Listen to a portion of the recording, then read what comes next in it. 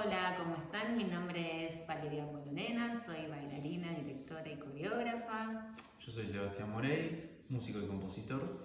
Y estamos aquí en EIMA Creación de Residencia desarrollando nuestra nueva pieza que se llama La Tierra es de quien la trabaja, donde investigamos la relación entre cuerpo, ecología, territorio y memoria.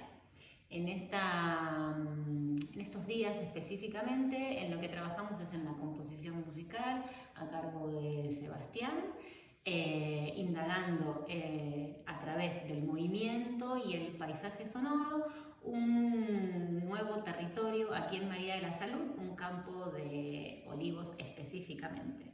Lo que buscamos con este trabajo in situ es crear formas de conexión con el entorno, acercándonos a la comunidad local y poder compartir esta experiencia escénica donde los cuerpos y la memoria del territorio se entrelacen para dar lugar a nuevas arquitecturas sensibles y colectivas.